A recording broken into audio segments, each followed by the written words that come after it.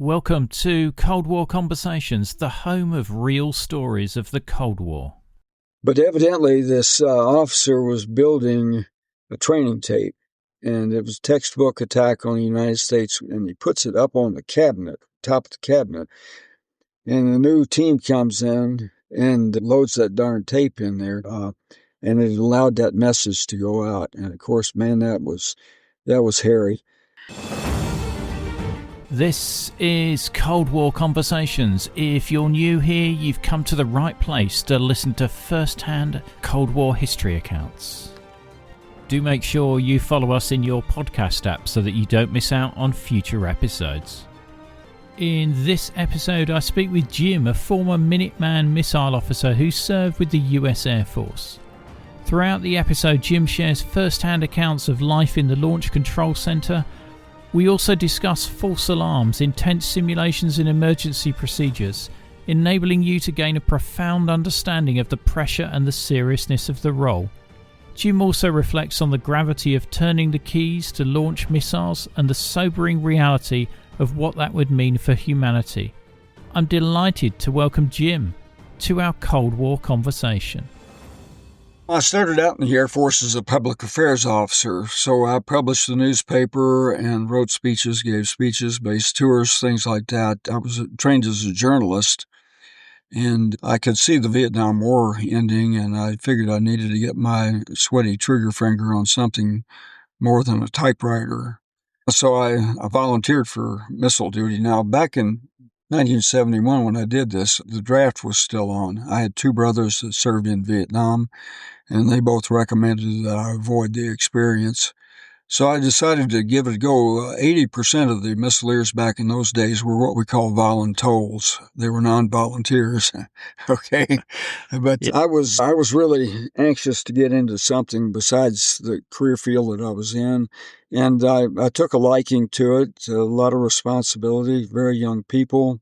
The missileers themselves were early, mid-20s, and the security police and the maintainers were all younger than us, which is pretty phenomenal, the amount of responsibility they had handling nuclear weapons and doing it safely over that 60-year period of time is just phenomenal. I retired in 1988, so I've been a retiree for a long time. Ran a business in Rapid City for 27 years. And did some other crazy stuff along the way. But I started with the park here about 14 years ago. I can imagine the selection process for missileers was quite rigorous. Could you just tell me what that process was like? Well, it was, and then in some ways it was kind of mundane. You had to have a top secret clearance. So to get that, obviously the federal officers came through your neighborhood and talked to your Sunday school teachers and your neighbors. I'm just glad I never got caught for some of the stuff I did as a kid. But once that was done and they figured you were qualified for that, then they would send you to training at Vandenberg Air Force Base in California. And that, depending on the system you're going into, I think I was in the next to the last Minuteman I class.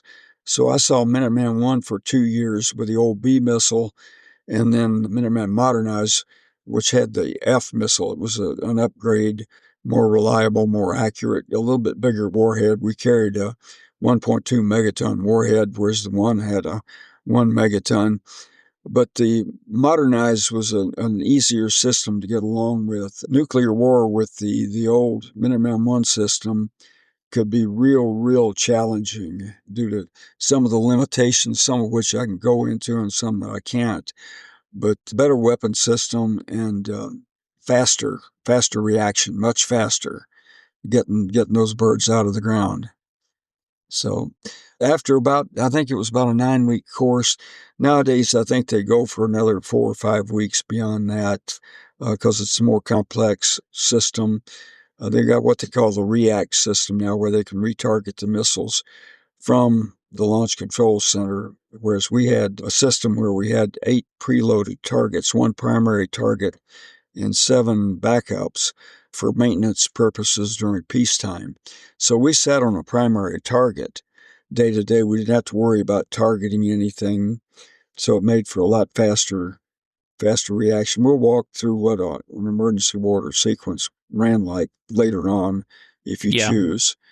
Yeah, I'd like to go through that. I mean, were there any sort of like psychiatric evaluations? No, we were under the PRP, the Personnel Reliability Program. We called it the Kooks Will Not Handle Nukes program.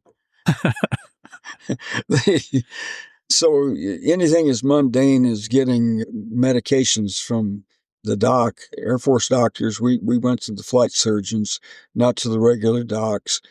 And if they put you on anything that made you a little squirrel, they'd pull your PRP until you were off that medication. If you couldn't get off of it, they'd reassign you into other duty. But usually it was a matter of getting better in a week or so, and you'd be back out of office duty if you'd been there, or out of the hospital, or back from home, wherever, if you were sick. But you also, the kind way of putting it was, we watched over everybody.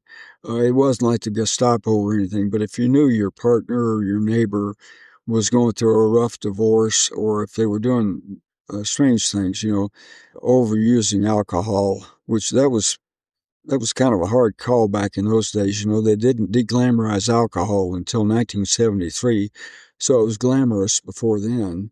But you didn't want to, obviously, any kind of illegal drug use, just as it is now, would be an automatic disqualifier. A number of things that could cause you to be distracted would get your PRP pulled unless you got it rectified, or you couldn't, like I say, either discharged or moved into another job.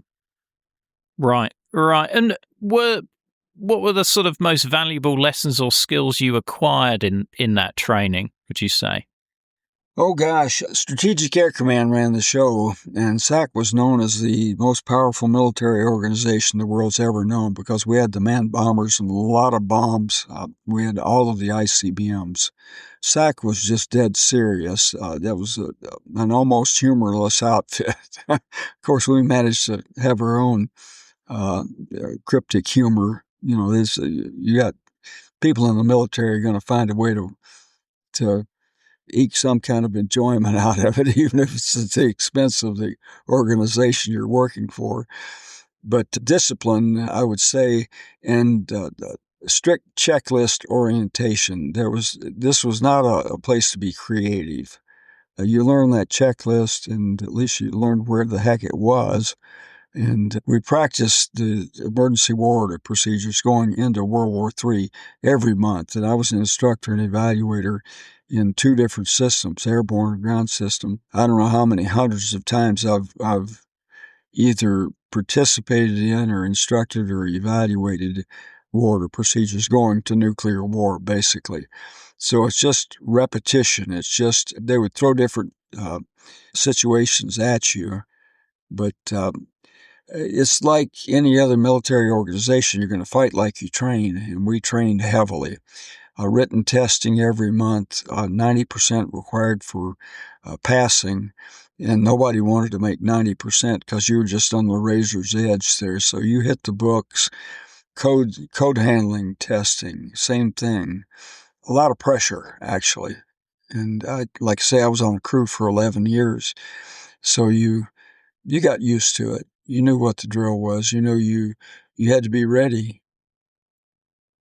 Yeah, indeed. I mean, when you're doing those simulations, does it actually go down to the point where you are turning a key? Absolutely. Absolutely. You bet. The simulators, we had 2 electronic simulators here, and absolutely, you could fight fires and do shutdowns, fight the war.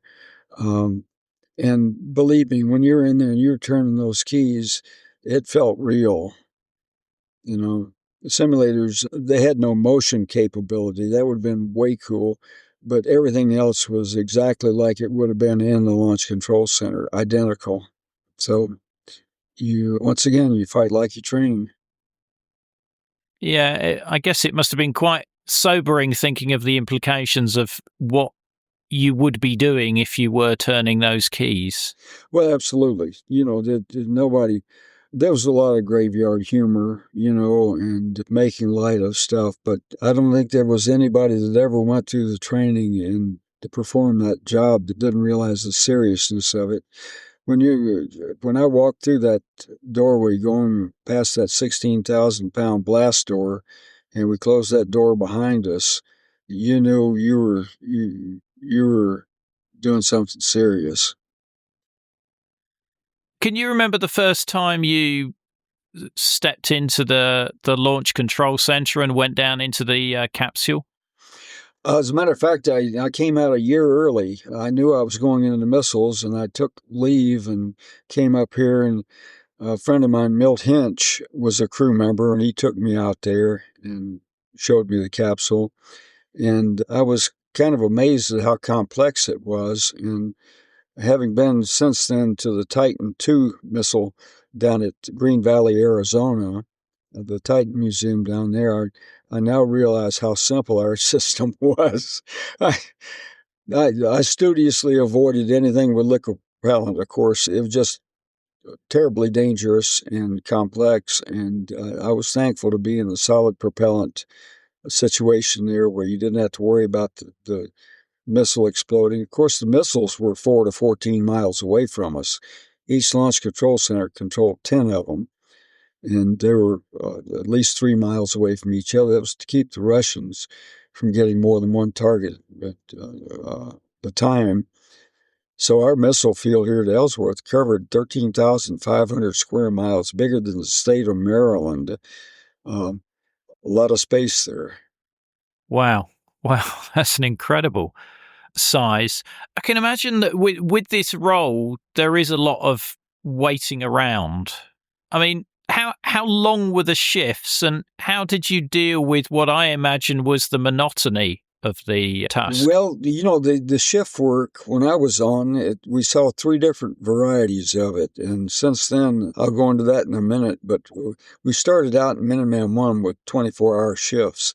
We'd do 2 of those a week, 8 of those a month, come out in the morning, leave the next morning, and one of us could sleep. So those were really good shifts, and that's where they've shifted back to nowadays, except they go out for a week. And they have a crew topside and one downstairs, and every 24 hours they rotate. During COVID, they went out for 2 weeks at a time because they were just deathly afraid that the crew force would get sick and take the whole deterrent down. But 24-hour, once we got into Minuteman modernized, went to the improved computer and the F missile over the B missile. We went into the 36-hour, which was you went out for 36 hours, you were down 12, up 12, down 12, and then you went home. Both crew members had to stay awake for that. And then the worst of them was the 40-hour tours. They'd foul up your body. Your biorhythms went to hell. You were down 8, up 8, down 8, up 8, down 8, and went home. So you came in to work at the Launch Control Center in the morning, and then you left the next afternoon or evening. And it was very tough to get sleep on that first shift, and topside, and tough again. The reason we had to have both crew members awake was weapon system safety, remembering that nuclear safety was job one here. It wasn't launching missiles. Day to day, we didn't launch a single missile, but we had to be ready. But safety was always job one. And I described the change that they've got now, where they go out for much longer periods of time. They came in, that went on for a period of time, a number of years, and the challenge we had, like I say, was nuclear safety. They didn't want 2 crazies in 2 separate capsules to be able to knock their partners in the head and start World War III. So you had both crew members awake. They came in with an enabled system where you had to get a code from higher headquarters that you had no access to day to day. And once they got that, along with, we had some flimsy little seals called PES seals, positive enable seals, that came out a year after I left the ground system. Those were checked at every changeover with a special little light and magnifying glass to make sure nobody tampered with any of the critical components. Those are things that could arm or launch nuclear weapons. So that, once they got that in there, we go back to having one person sleep. So nowadays, when they go out for 7 days, one of the two crew members downstairs can be sleeping. But the last 2 of the 4 years I was there, you had to be awake, both crew members awake on duty. What facilities did you have once that blast door is closed? Presumably you've got a toilet, a bunk, and how do you handle meals and things like that? Well, the meals were surprisingly good. I like the prepared meals, flash frozen meals called foil packs. Of course, when they went to microwave ovens, they had to go to plastic packs for obvious reasons. But the Salisbury steak au gratin, potatoes, and chocolate cake, I'd eat that 3 times a week if I could get it now. Breakfasts were good. The chefs, they call them now, they're a lot better prepared, I guess. We lost a lot of our best cooks to Vietnam. And so they came up with the improved TV dinners, basically, is what they were. Much larger entrees that you could order. And they'd send them down in the elevator, or the cook would bring them down, one of the two, send the dirty dishes back up. But it was pretty Spartan. I mean, the chairs were comfortable. They were aircraft chairs. They could be reclined. They could be rotated around, adjusted, whatever. They were on rails, so if we were strapped in, like during war, we never strapped in when I was down there, except in the simulator. And that was to keep you from becoming a crash test dummy. The launch control centers themselves were called the acoustical enclosure. It was a box like a shipping container hanging from the ceiling of the capsule by 4 shock absorbers. And so it would take a heck of a shock. That thing was rated at 1,000 pounds per square inch, but they were never built for a direct hit. See, when they were engineered, the Russians couldn't hit the broadside of a barn with a broom. They were as likely to hit Wall Drug or the Badlands or Kadoka miles away as they were us. So you actually stood a chance back in the early days of maybe riding out. As time went along, of course, they got more accurate, just as we did. And that's why we had to get a lot faster in getting those things cranked out. And that was one of the major changes when we, in 1973, went to modernized Minuteman. Everything got really, really compacted and faster. Could you bring personal items down or make phone calls out while you were down there? Sure, absolutely. You had to be careful what you said. I mean, you were going out over commercial lines. Now, if we were talking to the missiles, guys out at the missiles, that came in over that hardened intersite cable, so it was pretty secure. And of course, any radio conversations were insecure. But yeah, the evenings and weekends were usually slow. During the day, it just varied on how much maintenance you had going on, periodic maintenance. Stuff would break, and as the years went along, you're talking about a 60-year-old weapons system. The latest modification to the launch control centers was made 27 years ago when they went to that REACT system, rapid retargeting and so forth. They did put the missileers within 3 feet of each other, so your crew coordination is a lot better now than it was. In the old days, I was facing the missile status panel and had my back to the deputy who was 12 feet away, and that was a safety there. The keys had to be turned within 2 seconds of each other, and that separation, physical separation, would eliminate the possibility of somebody being able to get the keys turned within 2 seconds if they did disable the other person, and you had a compadre in another launch control center in the same squadron doing the same thing. But it just got safer and safer as the years went along. I mean, the early days there, probably not so much, but we survived them. So that was good. But no, downstairs you read. If you weren't a reader back in my days, you were sunk because they didn't have TVs down there like they do now. We didn't even have an AM, FM radio and cassette player. So if you wanted to listen to a football game or something, you had to violate regulations and retune your HF radio to pick up the ball game.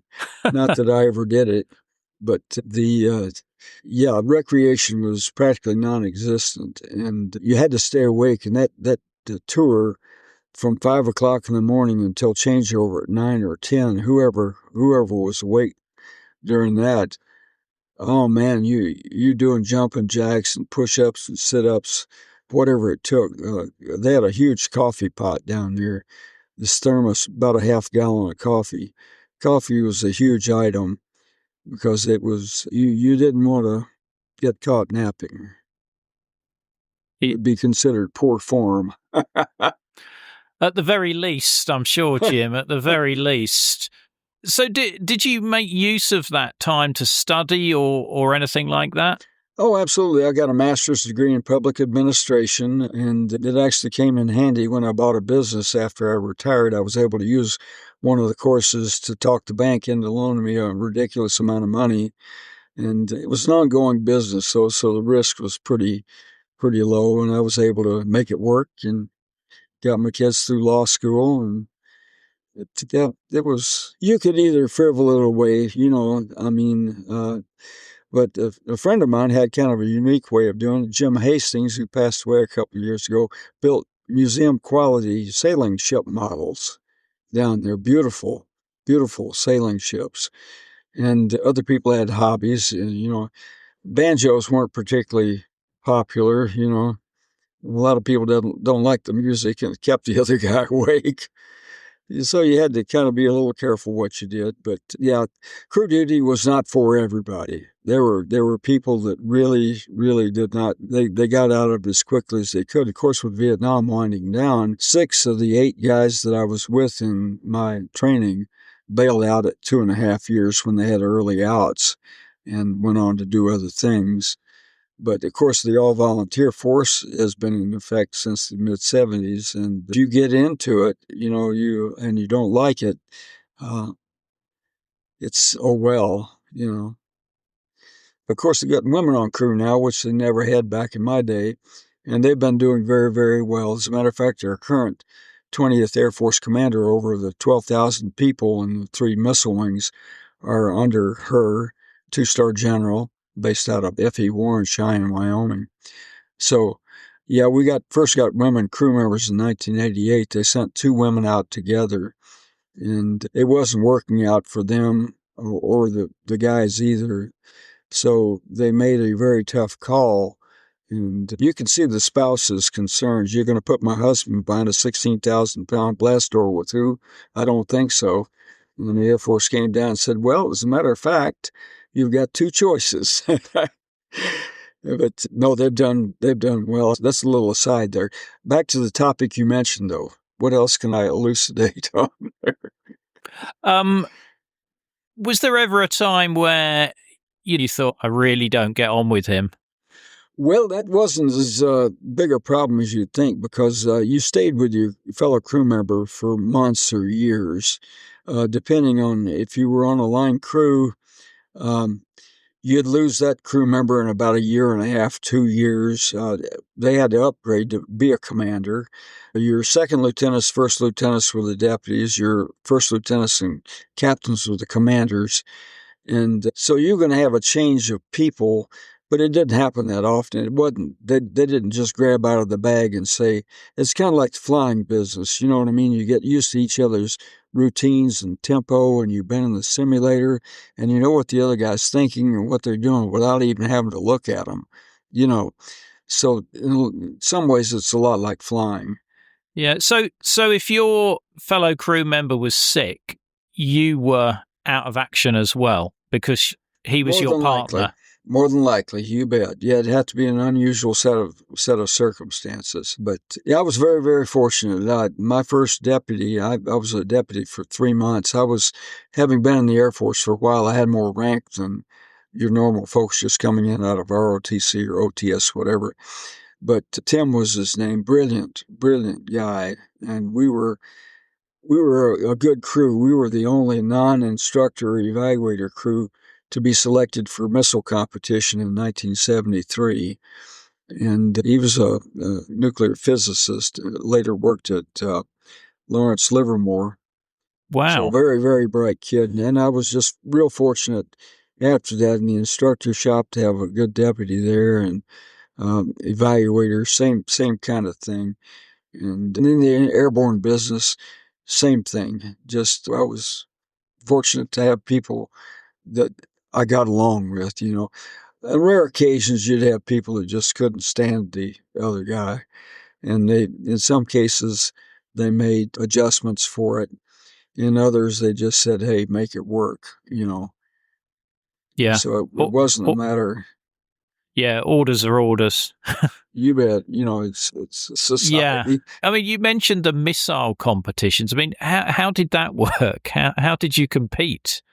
Well, you went into the simulator and they ran the same script by everybody, and a lot more complex than your normal ones. They would throw two problems at you at a time, and one guy'd be solving one, and one would be solving the other. They did not do that to you in your normal trainer rides. We called them simulator rides. They made it a lot more complex just to see how well you could do under real hairy circumstances. We were the backup crew, so we didn't end up competing that year, which is fortunate because we gave up our extra trainer time to the other guys. Uh, if one of them had gotten sick, Tim and I would have done all right, but we wouldn't have been as sharp as we would have been if we'd gotten that extra time of the trainer. Uh, What sort of things were they throwing at you to try and unnerve you? It was stuff that could actually happen in the simulator. And like I say, for your regular deals, you got one problem at a time. So it wasn't uh, terribly difficult. We weren't out there trying to bust people. We were just trying to make sure they knew the job well enough to get it done. It wasn't the as high a pressure thing as when you're competing, and you're up against the best missile officers in the world, or at least in the United States Air Force. So they were really, really testing in the competition lane. But so very few people got to do that. Knowing your trainer, you just wanted to make sure they knew their job, and they could handle the stress under the same conditions they would probably be under in the real deal. Competition, that was, I mean, they were out to really test you. I mean, that push you to the limits on that. So that in a way, it was kind of unrealistic how tough they made it. But Can you share one of the things they would have, tried you on there or not? Sure, something that happened. Your cooling air goes out, and you get a warhead alarm on the missile status indicator panel. Two entirely different things. Okay, so the commander would probably take over the in the competition. Might take over the warhead alarm, and the deputy be back there running the checklist for loss of cooling air. See, you depended on cooling air. That computer particularly ran hot, and it had to be, if you couldn't get that emergency air conditioning unit going, uh, and your other air conditioning had failed, you had only 2 minutes to shut down that capsule. And of course, that would involve two people. So you'd probably jump off the one fault there and then help out with the deputy and shutting the site down. I never had to do that in the real world, but that was just an example of a couple of things that could happen simultaneously. Normally, you'd both be in there running the checklist together. There was a checklist for everything, detailed instructions or checklists. I guess now would be quite a good time to just go through the process for a missile launch. So from receiving the alert from SAC, I presume, to turning the keys and launching the missiles. Can you just take me through what that involves? First of all, the bolt out of the blue Pearl Harbor thing was not looked on as very realistic. A realistic scenario would be a slow buildup over a period of days or weeks, increasing antagonism. Did practice the bolt out of the blue every once in a while just to do it, But yeah, you'd have the build up there, so you'd be receiving emergency action messages and taking whatever additional actions you had to get ready. But the basics on the thing you'd receive that emergency execution order, it was called. over the primary alerting system. It was an AT&T long line system. It had semi-hardened buildings in big cities throughout the U.S.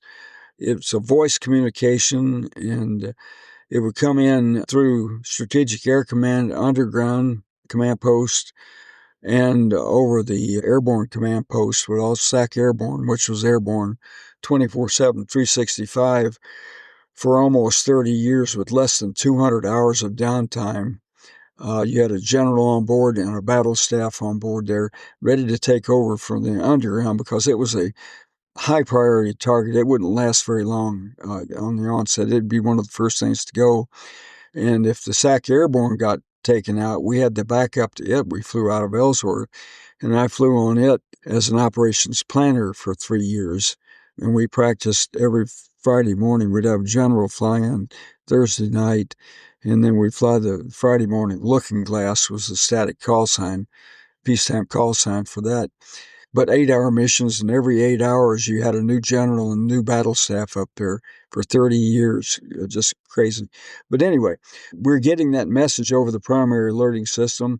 It'll be followed up over about another 5 or 6 forms of communication, radio and printer, whatever. So it'd get real noisy in there. But it would be an encoded message, so what they're reading over there is just numbers and letters.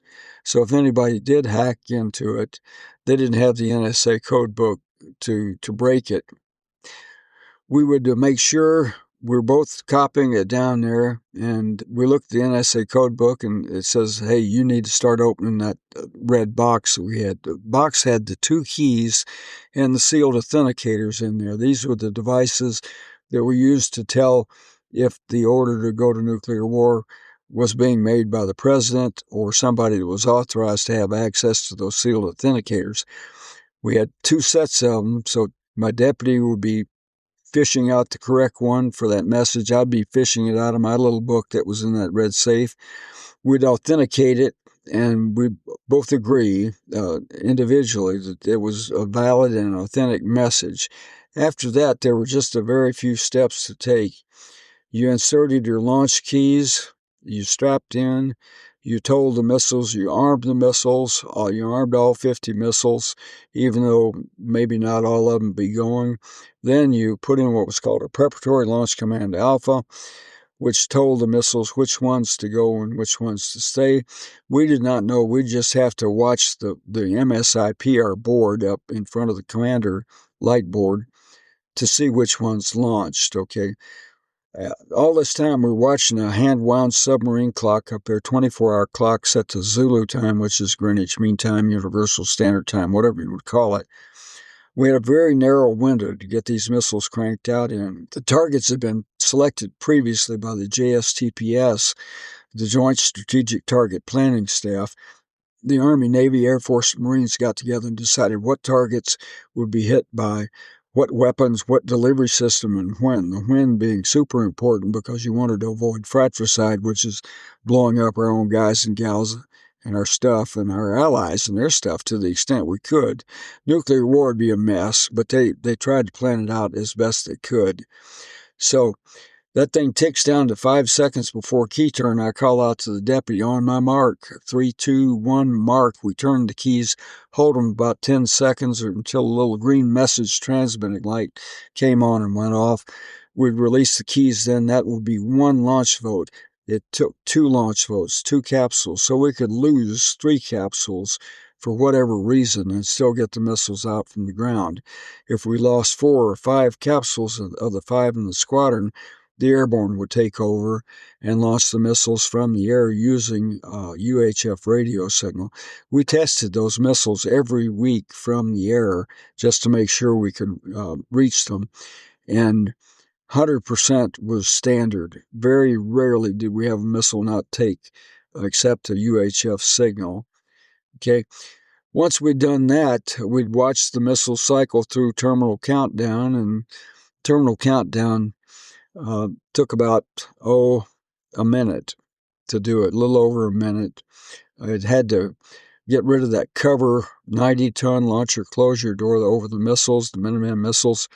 They upgraded that. In some places now that's 150 110 ton. We never got the modification of the Ellsworth. One of the reasons we were shut down is we weren't modified and upgraded like some of the others. It rolled off on four 18-inch wheels driven by two gas generators like howitzer shells that would drive a piston down, tied to a pulley and a cable about like that. It would clear that 12-foot launch tube, 12-foot diameter tube, in less than 3 seconds. Imagine the force it would take to overcome that inertia and roll that thing off hard enough to get it clear of there. It'd go skipping across the rocks into or through the fence on the south side there, which was built to break down so it wouldn't drag anything into or over that launch tube when that missile was launching.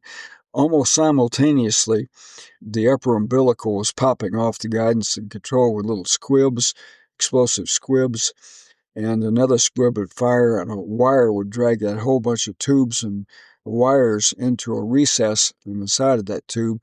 Stage one fired at 3,000 degrees Fahrenheit down at the bottom of that tube. The missile was on fire. They had cork-ablated material on the first half of the missile, and that would be burning like crazy. The missile would be scorched about 2/3 of the way up.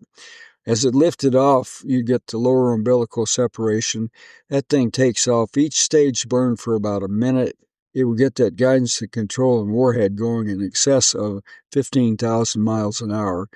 Range 6,000 miles over the North Pole, which is the shortest route to the Soviet Union. Remember, too, it's aiming at a target that's not going to be there for 25 to 30 minutes. So when it launches, it isn't even aimed close to the target. The Earth turns it into the target. Okay, it's like firing a shotgun, and 25 minutes later, the duck flies in front of it and falls down. Okay, imagine that. Wow. Okay, but when we got the missile away light, we'd make a slash down there in our grease pencil. We didn't have vis-a-vis pens back in those days. Grease was great. You had to use lighter fluid to get it off, but your sweaty arm wouldn't erase it. You wouldn't be yelling back to the deputy, "Hey, what was that 37th character in there, wasting time?" It stuck there pretty good. But we did that because if we lost power, we'd know which missiles had launched, and we could make an accurate report to the Airborne, which we'd be calling probably ALCC-1, which covered Ellsworth and F.E. Warren. They'd call down, we'd give them the launch report, and tighten our seat belts. And when I'm in the simulator there and talking to visitors, I say, well, about that time, if we hadn't been whacked before then, we'd be getting whacked. And I use the example of they hit Wall Drug, which is like, 15 miles away from Delta One. And it just rattles the heck out of us. The blast wave coming through the ground comes at you at hundreds of miles an hour. And it would just thrash that place. Give the example, hey, we survived. What are we going to do, though? The elevator shaft collapses. It's only 2 feet thick steel reinforced concrete. Our capsule is 4 feet thick with rebar that's number 18 rebar, about that big around. So we make it, but the blast door's blocked. We've got an escape hatch that's kind of a psychological deal because they didn't open those things on a regular basis to check and see. They were full of sand. They led up in a 3-foot diameter, culvert kind of thing going up to within 5 feet of the surface, full of sand so it wouldn't collapse day to day. And then from there, you had to bust through the 2x4s and the creosoted junk there in the waterproof membrane, dig out, and then dig up about 5 feet. And in the meantime, you had about a week's worth of food and water. You had, first aid kit, flashlights. You had a Geiger counter to tell you how fast you were being fried once you got topside, but you had no anti-radiation suits. So it was all kind of philosophical, kind of a morale booster thing. Nobody would want to go down there if you only had one way out, but it would be very, very difficult to get out of that thing. Did you ever talk to your fellow crew member about if you did have to turn those keys, what you'd then do? I don't recall ever having that conversation. I guess we just didn't see any point in it. Jokingly, I might have told him, well, hey, if I shot him, I'd have 2 weeks of food. We had 38 caliber, we had 38 caliber pistols, and I could just see us both back there. Okay, I'm your huckleberry, But Wow. there was a lot of grisly humor. It just took your mind away from the reality. Did I ever believe that we would be in a nuclear war? No, but I knew we had to be ready for it. I could not see. One of the reasons that gave me hope was the number of times where we came close, but whoever it was that was seeing the incoming missiles said, that just doesn't equate to a nuclear war. Let's wait a while. Cuban Missile Crisis, we depth charged that submarine, just trying to chase it off, and it didn't do any damage to the sub, but they were ready to launch a nuclear torpedo, and they voted it down. Took 3 of their officers and didn't all vote for it, and that we avoided nuclear war there. We had the Stanislav Petrov deal there, the Russian that has been given credit for saving the world there, when he stood up to everybody yelling at him when the first computer told him that they were being attacked, and then the second computer told him they were being attacked, and it was his duty to advise his higher-ups, and he didn't, because he knew they would be required to launch the missiles. It was just doctrine, and he lost his career and ended up dying about 2 years ago in poverty, basically, in a little walk up in Moscow. Yeah, it's a sad story. Of course, we didn't know anything about that until after the Cold War was over, but we knew about the NATO or the NORAD deal, where the submarine launch detection down in Florida picked up first submarine stuff coming in, and then massive attack on us, where they had fed the wrong tape in there. The guy was developing a training tape and put it up in a new box on top of the cabinet, and the oncoming guys loaded the darn thing. It wasn't marked or anything. Do you have any more detail on that tape incident? Oh, the tape, yeah. This is a real famous deal. I'm going to try and get it right. I've read up on it, and I talked to one of the guys that was actually there that day. We got all kinds of interesting people come through here. There's not a day that goes by hardly that you don't learn something new. But evidently, this officer was building a training tape, and it was a textbook attack on the United States, which would be led off by your submarine launch ballistic missiles coming at us, probably at our command control and communications. And anyway, he didn't complete the thing, but he looked around for a box, and he sees this new box there, and he puts it in it, and he puts it up on the cabinet, top of the cabinet. And the new team comes in. This was not at NORAD itself. It was down in Florida at one of their stations down there, and loads that darn tape in there. And gets even flukier than that. The tape runs, and it would not have run had not one of the switches. They had a bank of switches. If they had all been in the neutral position, that would never have gone out. There was one switch that was either up or down. I forget. And it allowed that message to go out. And of course, man, that was hairy. I missed out on that. I was on an air crew at the time, and I came in after the weekend or after I was off, and they said, Bench, you missed out on a real bit of excitement. Whoa. And did you have any close calls or incidents while you were a missileer?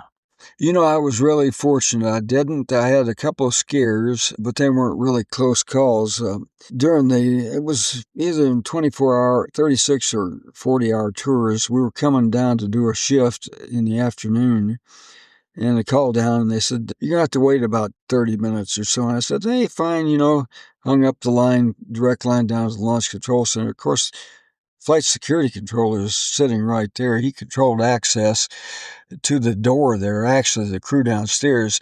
It was an electric door, and a little lock was controlled by the crew downstairs, and there had to be an authentication from that flight security controller any time that door to the elevator was open.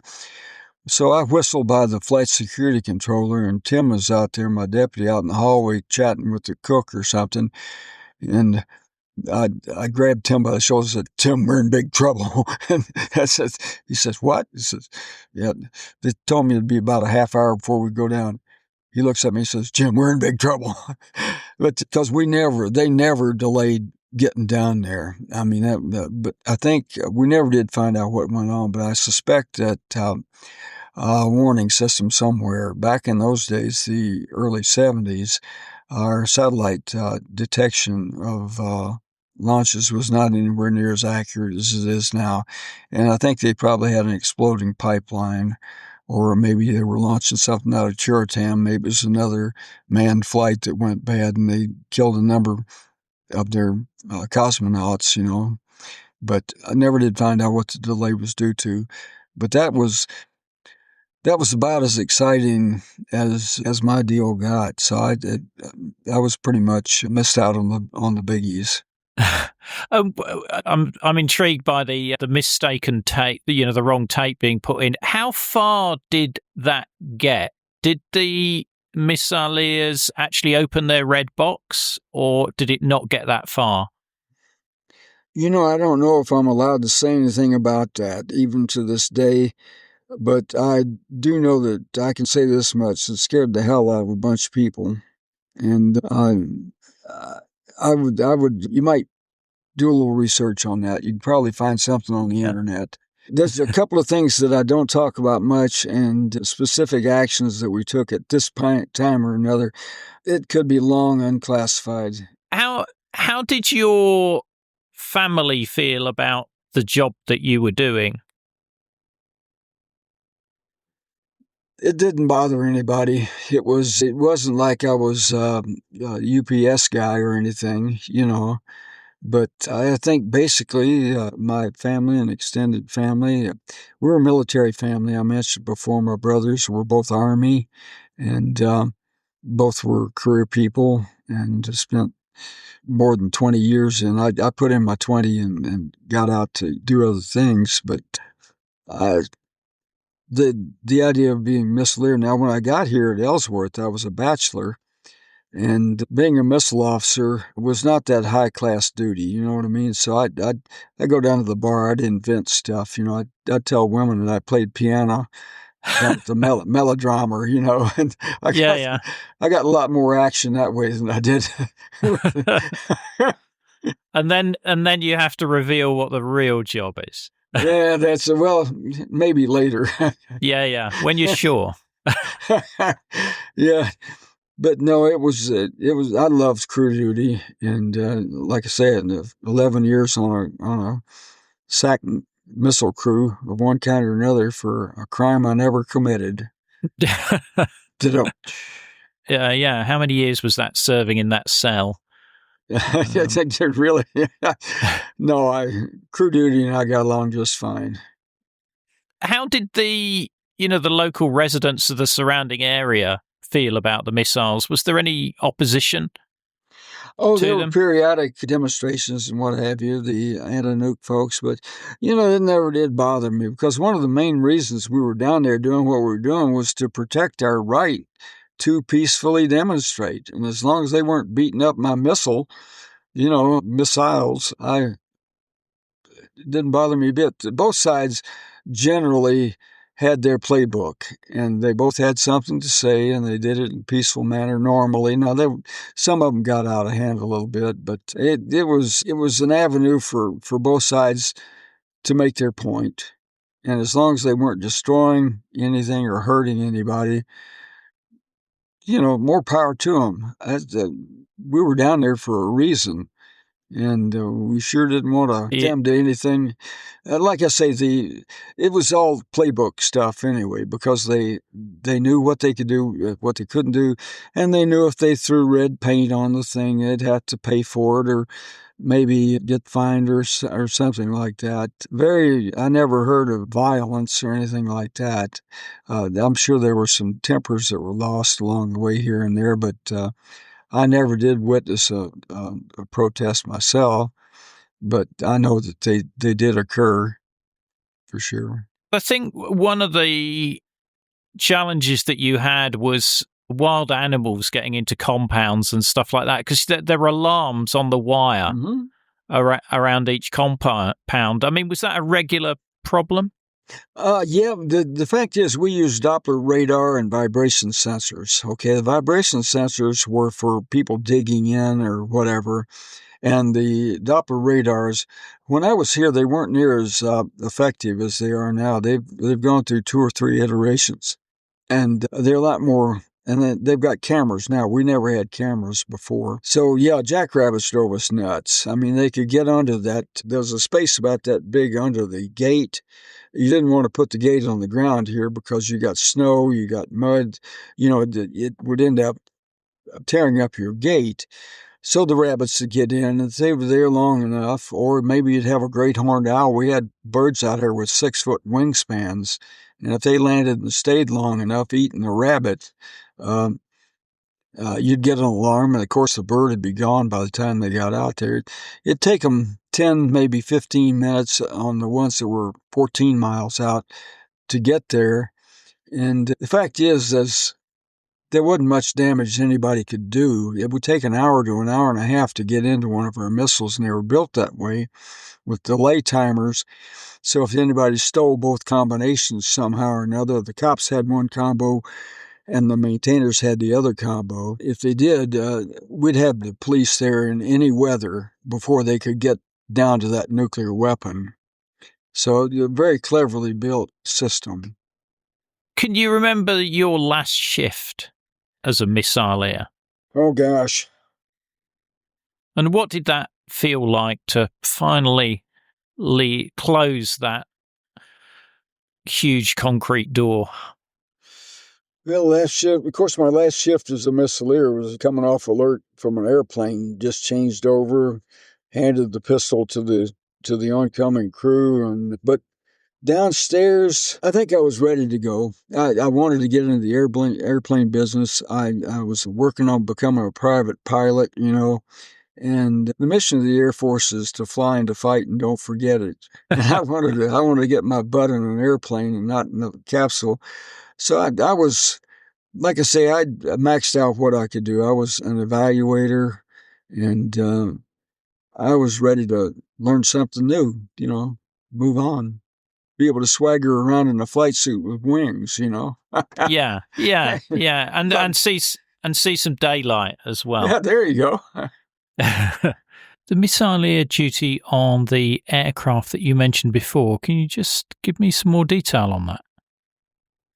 Looking Glass was part of an overall umbrella called the PACS, Post-Attack Command Control System. We had 4 aircraft on alert, 2 up at Minot, satellite out of Ellsworth, the 4th Airborne Command Control Squadron, and 2 at Ellsworth. You had the ALCC-1 that I mentioned before that covered F.E. Warren and Ellsworth. You had 2 aircraft up there. We'd rotate the crews out, fly crews up on Wednesdays to cover the 3 northern tier bases. ALCC-2 covered Malmstrom up in Montana. ALCC-3 covered Minot and Grand Forks. All sitting alert there at Minot. So you'd go up for a week at a time there, and then they'd ferry you back. The West Auxiliary Command Post at Ellsworth was the one that was the backup to the Looking Glass. Looking Glass was the one with the general on it, okay? A full battle staff and a general. And we flew that mission, I may have mentioned, just for practice every Friday morning. So Friday morning glass, we called it. They'd fly the general in Thursday night, and then we flew that. I was an operations planner on that, and my additional duty was missileer. So I was an airborne launch control system instructor, evaluator, senior evaluator in the airborne launch control system, and then I was the senior evaluator for the operations planner position there. It was it was a kind of a step up from your basic ALCS aircraft, which was command and control communications and launching missiles. The airborne, the Looking Glass had that too, but it also had that battle staff on there. The left-hand side was run by the planners, guys like me. We had the intelligence officer and NCO. We had a logistics officer and NCO, and then two officer planners that were there. And we were there to basically get done whatever the general determined we needed to get done, whether it was finding landing places for bombers after their missions, finding places where they could maybe get fuel, So we had lists of runways and so forth that they could go to that would take the weight of bombers and tankers and what have you. And like I say, our additional duty was cranking out missiles. So we were the deputy commanders on there, the operations controllers, usually a major or lieutenant colonel with the other key turner on board. Looking back on your time as a missileer, what are you most proud of? And what you can't do is answer this question with, I never had to turn the keys. Oh, that wouldn't have been my answer anyway. Well, let me think. I thought about that a little bit, and let's see what note I made to myself as to what I would have thought about that. Proud to do my little part in the defense of our country. Neither positions many people knew anything about, and even less understand today. You know, we've got fewer ICBMs than we had before. We got smarter, better looking people manning them than we were. I'm glad to see that.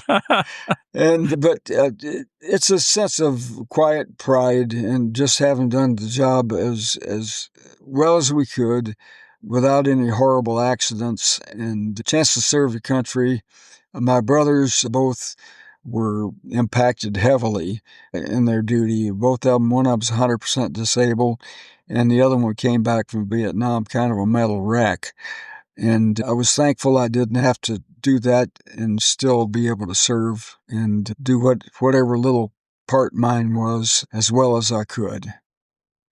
Thank you for sharing that. I'm sorry to hear about your brothers. Are there any aspects of your service that you regret or trouble you? Oh gosh, I'll give you a good Patrick Henry there. I only regret that I had one life to give for my country. That's a great answer. Now, the listeners to the podcast can actually meet you or see you at the Minuteman Missile National Historic Site because you're a ranger there. That's correct. So can you describe what there is there for people to see and how they can get there? Absolutely. First of all, we're a 3-part park. Our visitor center is at exit 131 off of I-90. It's about an hour drive east of Rapid City, South Dakota, which is the second biggest city in South Dakota. And strung out in a line going back toward Rapid City Wall, which is the next biggest town to the west, 21 miles away. 4 miles west of us off of I-90 is Delta One, which is our launch control center and launch control facility topside. Now we do offer tours there. If you're coming in the summer, you'll want to make your reservations 90 days in advance, and you want to be there online at 12:01 a.m. Mountain Time, ready to push the button, because it is a phenomenally popular tour and a phenomenally small elevator, okay? We can get 6 people plus the tour guide on there, and we only do 4 tours a day. Now, if you come here today in the wintertime, you can get any tour you want out there. Of course, you have to put up with the bad weather and what have you, but wintertime is the time to do it. If you live nearby, you happen to be in the area. But beyond that, the missile itself, which is 11 miles west of the launch control facility, or 15 miles west at exit 116, just 6 miles east of Wall.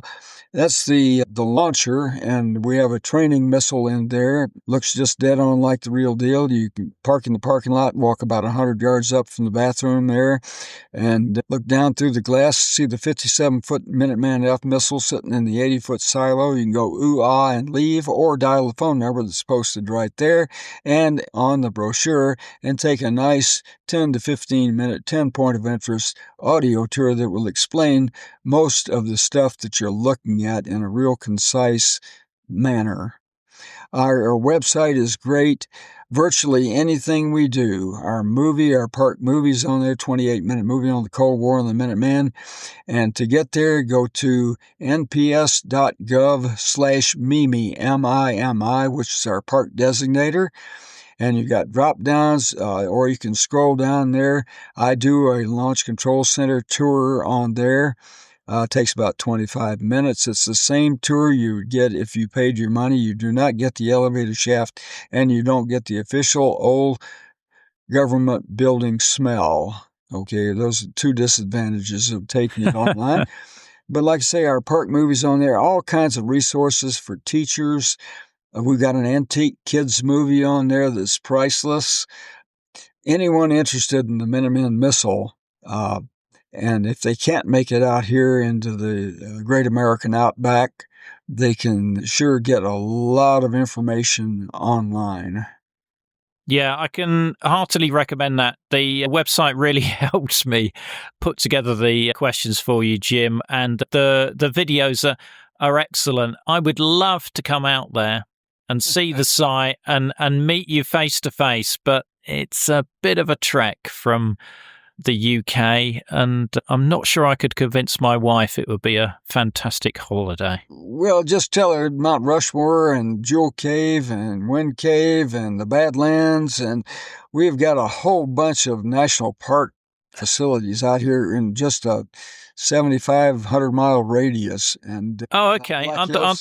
I'll try and sell it on the basis of the wonders of the natural world rather than the. Yeah. It's a land of infinite variety too. I mean, we got the Badlands. There's a reason they're not called the Good Lands, right across from us here.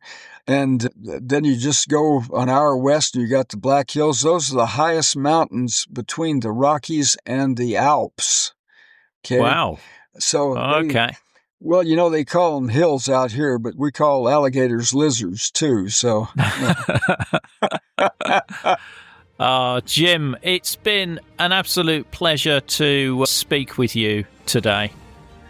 Well, Ian, it's been my pleasure completely. Thank you so much for the hospitality.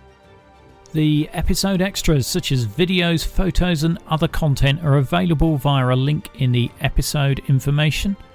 The podcast wouldn't exist without the generous efforts of our financial supporters, and I'd like to thank one and all of them for keeping the podcast on the road.